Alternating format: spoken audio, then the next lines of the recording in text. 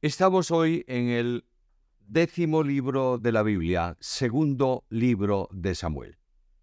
Como dije en la introducción anterior sobre el primer libro, este libro segundo estaba colocado en un solo volumen, digamos así, juntamente con el primero.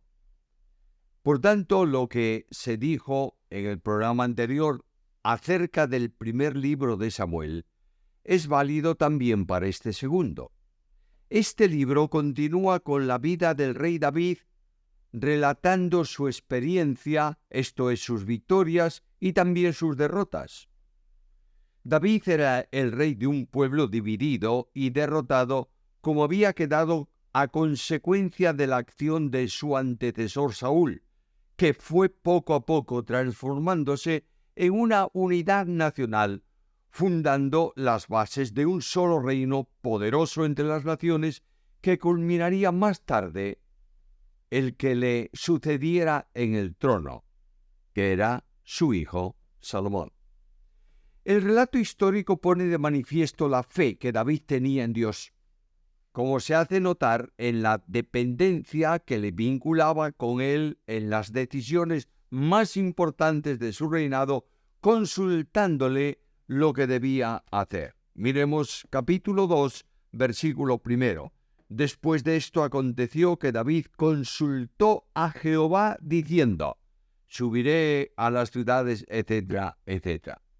Otro aspecto destacable de David en el libro está expresado en el testimonio que el pueblo da de él cuando vinieron a Hebrón para hacerle rey.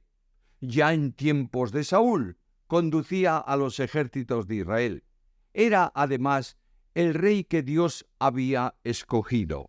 Capítulo 5, versículo 2. Y aún antes de ahora, cuando Saúl reinaba sobre nosotros, eras tú quien sacabas a Israel a la guerra y lo volvías a traer. Además, Jehová te ha dicho: tú apacentarás a mi pueblo Israel y tú serás príncipe sobre Israel. David no se impuso a las tribus de Israel por la fuerza para reinar, sino por un pacto hecho con ellas. Capítulo 5, versículo 3. Vinieron pues todos los ancianos de Israel al rey en Hebrón, y el rey David hizo pacto con ellos en Hebrón delante de Jehová, y ungieron a David por rey sobre Israel. ¿Cuál es el título del libro? Bueno, a este libro se le llama de el modo que la tradición que vincula a Samuel con el relato le llamaba, como se indicó ya en la introducción al primero de estos libros, ya que según los judíos lo consideraban autor de los primeros 24 capítulos y el resto se asigna a Natán y Gad, porque por tanto toma nombre del el hombre, digamos así, principal, redactor principal de este libro. A causa de que los dos libros se integraban en un solo volumen, la autoría del segundo corresponde a la autoría del primero. Por eso se llama segundo libro de Samuel. Autor y fecha.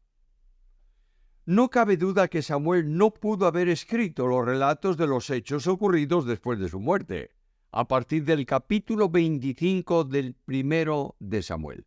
Es posible, además, que haya alguna nota que corresponde a la división del reino, ocurrida luego de la muerte de Salomón. 1 Samuel 27:6. La rotura del reino ocurrió aproximadamente en el 930 a.C. Al no aparecer referencia a la caída de Samaria, capital del reino del norte, induce a pensar que los libros tuvieron que acabarse antes de ese suceso que ocurrió en el año 720 a.C. Es necesario considerar que la mayor parte de la redacción tuvo que haberse hecho durante los reinados de David y de Salomón. Sin embargo, hay alguna anotación de periodos posteriores. La datación más aceptable debe establecerse sobre el año 930 a.C. ¿Cuál es el entorno histórico de este segundo libro de Samuel? Comprende un periodo de tiempo que va desde la muerte de Saúl, más o menos en el 1010 a.C., y la muerte de David, cerca del 970.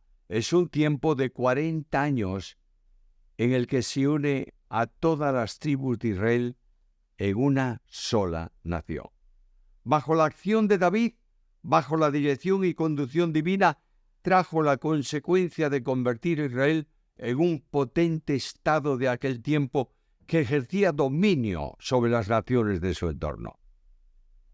La conquista de Jebús, Jerusalén hoy, lugar dominado por los jebuseos durante gran parte del tiempo de los jueces, hizo posible establecer a Jerusalén como la capital del reino. Desde ella gobernó David, sirviéndole de base para el establecimiento de su reino y de su poderío.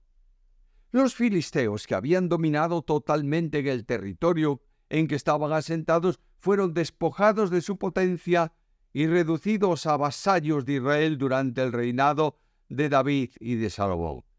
Esto supuso el control de todo el territorio de Israel, libre de la dominación tanto de cananeos como de filisteos, no sin el esfuerzo de varias batallas en las que Dios dio victoria a los ejércitos de su pueblo.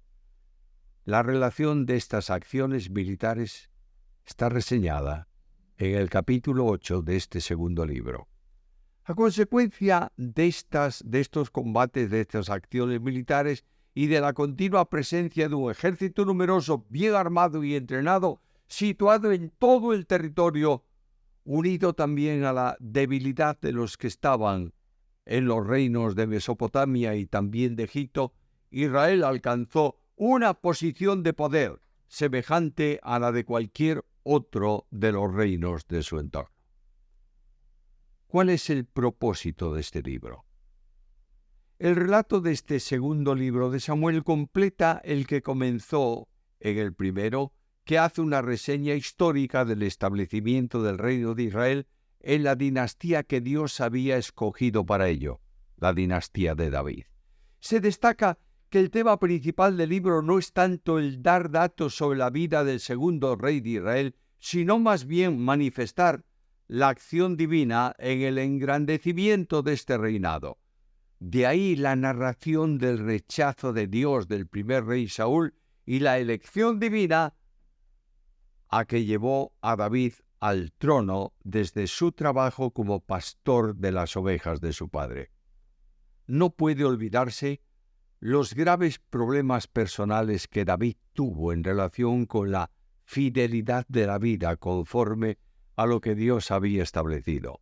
Pero no cabe duda que frente a la falta de fe y obediencia de su antecesor, la vida del segundo rey pone de manifiesto una dependencia firme del Señor. Él confiaba en lo que Dios podía hacer y en su nombre emprendía las acciones necesarias para consolidar el reino. Quien desafió al gigante antes de iniciar su reinado en plena dependencia y confianza del Señor, hace también posible el reinado en el tiempo en que él fue el rey de Israel, buscando en todo tiempo la dirección del Señor. David tenía una clara convicción de que Dios debía ser honrado y obedecido, de manera que una de sus primeras acciones cuando se estableció en Jerusalén fue traer el arca de la alianza a la ciudad en un traslado con una grandiosidad inusitada. Lo encuentras en el capítulo 6, versículos 1 al 23. Una segunda evidencia de su reconocimiento de Dios fue el deseo de construir un templo para su gloria, aunque no le fue permitido a él, pero sí lo haría su hijo Salomón, como Dios le dice, capítulo 7, versículos 1 al 3. Como hombre, tuvo sus problemas y cayó en pecados serios, como ocurrió con el adulterio de Betsabé, la mujer de Urías, que terminó con la muerte por instrucción de David, de su marido. Con todo, ante una situación de gravedad espiritual, mostraba arrepentimiento y confesaba el pecado. Lo puedes ver en el capítulo 12, versículos 13 al 23. Un comportamiento idéntico se produjo con motivo del censo del pueblo que ordenó hacer, mostrándose también arrepentido delante del Señor. Dios hizo un pacto incondicional con David, prometiéndole una descendencia y un reino perpetuo. Capítulo 7, versículos 8 al 16. En esa promesa está implícita la llegada del Mesías, que está profetizado como cuando dice Isaías: porque un niño nos es nacido, un hijo nos es dado y el principado sobre su hombro, y se llamará su nombre Admirable Consejero, Dios fuerte, Padre eterno, Príncipe de paz. Lo dilatado de su imperio y la paz no tendrá límite, sobre el trono de David y sobre su reino, disponiéndolo y confirmándolo en juicio y en justicia, desde ahora y para siempre. Isaías 9, versículos 6 y 7. Jesús cumple toda esa promesa conforme a lo que fue dicho de él en la Anunciación. Natanael, uno de sus discípulos, reconoció que él era el Rey de Israel, porque era el Hijo de Dios. Hagamos un bosquejo simple, sencillo del libro. Primero, David coronado rey, capítulo 1 hasta el capítulo 5. 2. David en Jerusalén, capítulos 5 y 6. 3.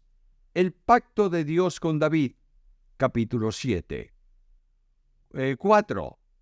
El asentamiento de David en el trono, capítulo 8 hasta el capítulo 10. 5. Pecado y restauración de David, capítulo 11 y capítulo 12. 6. Conflictos de David, capítulo 12 al capítulo 20. Y 7. El fin del reinado de David, capítulo 21 al capítulo 24. Apreciemos ahora a Cristo en el libro. Hacer una comparación entre David y Jesús es poco menos que imposible. El Hijo de Dios es santísimo, nunca pecó, mientras que el rey David es un hombre y por lo tanto un hombre sujeto a tentaciones y caídas. La relación entre ambos solo es posible desde la condición de rey, que concurre en los dos. De forma especial debe ser observada desde el cumplimiento en Cristo de las promesas del pacto hecho con David. La primera de ellas consistía en la promesa de que uno de los hijos de David le sucedería en su trono.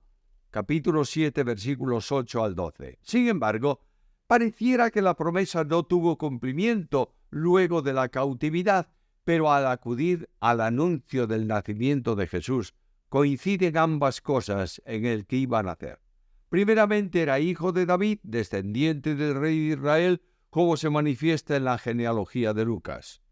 Lucas introduce a Natán, quien da origen a la genealogía como hijo de David. Fue el tercer hijo de David de los dos nacidos en Jerusalén. La Biblia dice que David era conforme al corazón de Dios. En la Escritura se declara que él hizo siempre lo recto a los ojos del Señor, salvo en lo tocante a Uría Eteo, primero de Reyes 15:5. Sin embargo, la importancia que tiene está relacionada con el pacto que Dios hizo con él. Sobre ese pacto se basa el reino de Cristo, del que se recordó a María en la Anunciación. Dios dio a David la seguridad de que una casa, es decir, la familia de David, alcanzaría la posteridad. Se le promete un trono, la autoridad real, de modo que de su descendencia habría uno que se sentaría ejerciendo el reinado estable y eternamente. También se le promete un reino, es decir, una esfera de gobierno. El pacto tenía una condición: la obediencia incondicional a Dios. Debido a la rebeldía de la descendencia, las promesas incondicionales no fueron cumplidas en la dimensión que Dios lo estableció. Ninguno de la descendencia de David fue coronado en Jerusalén, salvo Jesús, que fue coronado de espinas y no con corona de oro.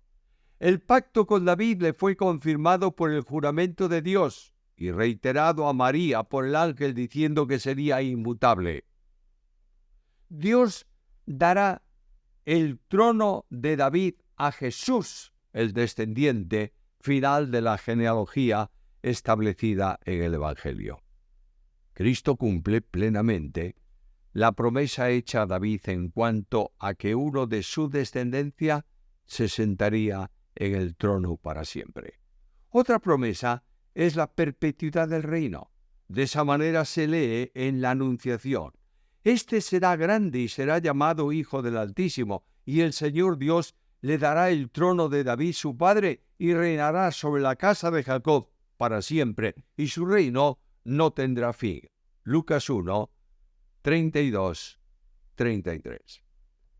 Al anuncio del nacimiento del niño, que sería llamado Jesús, siguen las características personales que le son propias. La primera de ellas es que sería grande. Lo será tanto en la tierra como en el cielo, pero fundamentalmente debe apreciarse la primera característica de quien es grande, porque será el rey que se sentará en el trono de David. Ahora bien, la grandeza no viene de la condición de rey, sino de la de ser hijo del Altísimo. De manera que ser grande se corresponde con el ser hijo del Altísimo. El ser grande sin predicado limitativo alguno es sólo posible en el plano de la deidad. Entra aquí uno de los títulos cristológicos, Hijo del Altísimo, que equivale a Hijo de Dios. Cuando los cristianos decimos que Jesús es el Hijo del Altísimo, estamos expresando algo que va más allá de un principio metafísico o incluso de un paradigma mítico, porque que le permite asentarse como tal en donde también se asienta la fe cristiana. El Evangelio, sus relatos históricos sobre Jesús, dice algo que va más allá de una verdad relativa, como que Él es más que un hombre, o que Jesús es Dios y no meramente hombre, aunque su semejanza con el hombre sea evidente. El relato bíblico de Lucas, en este caso, escribe y dice con claridad meridiana que Jesús es el Hijo del Altísimo, o lo que es igual, el Hijo de Dios. Por eso, los hechos humanos de Jesús, relatados en el Evangelio, son de una importancia insustituible, porque demuestra que la afirmación del ángel es absoluta, que Jesús debe ser llamado Hijo del Altísimo, porque se ha demostrado esa verdad. El ángel dijo a María que Jesús se sentaría en el trono porque es Hijo del Altísimo, y este sería su nombre. No se le impone nombre, como ocurre con la humanidad del Hijo, que tiene un comienzo, sino que se le llama así, porque no existe otra forma que el Hijo del Altísimo, ya que la existencia suya en su deidad es eterna. La relación de la deidad se hace en el plano de su humanidad, de manera que a ese hombre Jesús de Nazaret le corresponde el ser reconocido como Hijo del Altísimo. Dios dio a Jesús lo que le pertenece, esto es el trono de David su padre, en el sentido de descendencia. Jesús, en el plano de su humanidad, está unido a David como uno de su descendencia. La expresión trono de David es una referencia al reino mesiánico. Dios estableció un pacto con David. Una de las premisas del pacto es esta: y será afirmada tu casa y tu reino para siempre delante de tu rostro, y tu trono será estable eternamente. Segundo de Samuel 7:16. El reino del Mesías tendrá una expresión definida sobre la casa de Jacob, una forma usada en el Antiguo Testamento para referirse a Israel. Dios dijo a David que cuando tus días sean cumplidos y duermas con tus padres, yo levantaré después de ti a uno de tu linaje, el cual procederá de tus entrañas, y afirmaré su reino. Segundo de Samuel 7:12. Los judíos esperaban el cumplimiento de la promesa en la persona del Mesías. Su teología les llevó a imaginarse un rey glorioso que vencería sobre los enemigos de Israel y haría de la nación el núcleo de gobierno del mundo. Pero la apariencia de Jesús como hombre no despertaba admiración y no fue reconocido como el Mesías de Dios. Sin embargo, Dios determinó que su soberanía reine para siempre sobre la casa de Jacob. Y esto se aprecia en el análisis de la profecía sobre los tiempos finales, en donde Israel será gobernado por el Hijo de Dios que descenderá del cielo. Ese tiempo que se conoce técnicamente como el milenio cumplirá las promesas y los pactos con Israel como nación, cuyo remanente fiel se habrá convertido a Dios de corazón. Ese reino tiene proyección eterna en cielos nuevos y tierra nueva, lo que trasciende a toda la historia humana. Esto está claramente recordado por el salmista.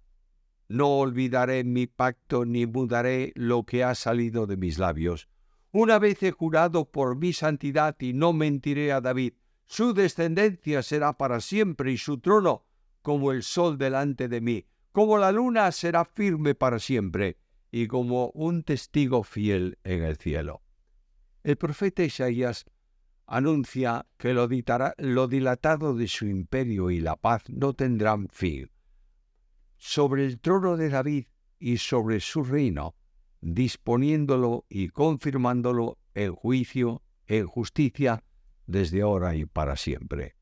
El celo de Jehová de los ejércitos hará esto. Isaías 9:7. También Daniel anuncia a uno como hijo de hombre, que le fue dado dominio, gloria, reino, para que todos los pueblos, naciones y lenguas le sirvieran. Su dominio es dominio eterno, que nunca pasará, y su reino uno, que no será destruido. Daniel 7:14. Miqueas habla de la reunión del pueblo de Dios en un tiempo futuro y dice: y Jehová reinará sobre ellos en el monte de Sión, desde ahora y para siempre. Miqueas 4:7. El ángel recuerda a María las promesas sobre el Mesías y la fundación del reino que ejecutará Dios en el Hijo que nacería de ella, quien será el Rey, Hijo del Altísimo. Mis queridos hermanos, los salvos, estaremos disfrutando de su gloria y presencia con Él para siempre. Y ahí se manifestará que el simbolismo nuclear de este libro es Cristo, el Rey de Reyes y el Señor de Señores.